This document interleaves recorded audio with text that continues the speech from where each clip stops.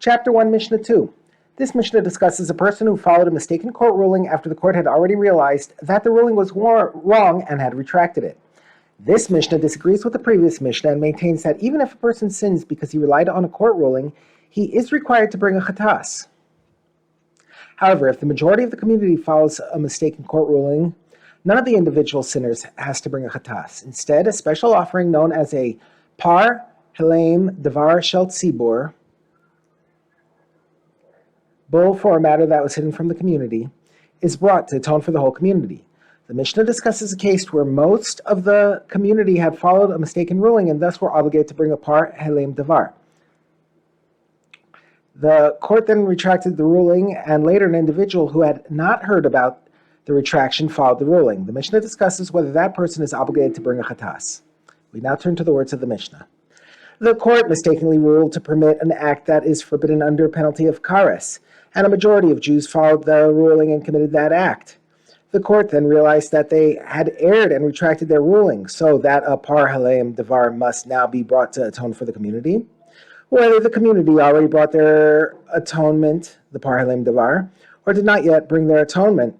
If an individual who did not hear about the court's retraction went and performed the forbidden act based on the court's original word, Rabbi Shimon exempts him from bringing a chatas. Even though the ruling had already been retracted, the fact that a communal offering is brought for this sin exempts all individuals who followed the ruling from bringing a chatas.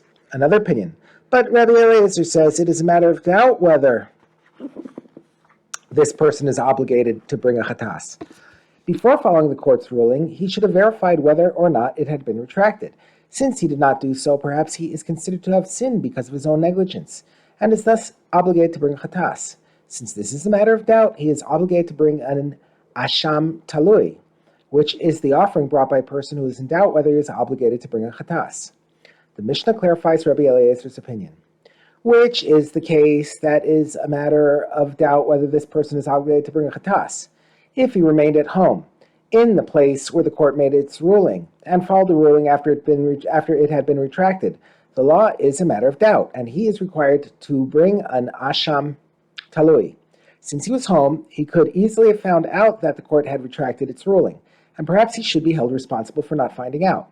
However, if he went overseas, he is exempt from any offering. In this case, he is not expected to know about the court's retraction, and he is certainly not held responsible in any way. The Mishnah cites a dispute between other Tanaim about a similar case, where a person followed a retracted court ruling while he was preparing to travel abroad, but before he had actually left on his journey. Rabbi Akiva said, I agree that this person, one who is preparing to leave on a journey, is more likely exempt than obligated, i.e. it is logical to say that he is not obligated to bring an asham talui. Since he is busy preparing for his journey, he was not required to find out whether the court retracted its ruling, and therefore not held responsible for his transgression. Then Azai said to Rabbi Akiva, why is this person different from one who remains at home? Although he is preparing to leave home, he did not yet leave, and thus he was responsible to find out whether the ruling was retracted.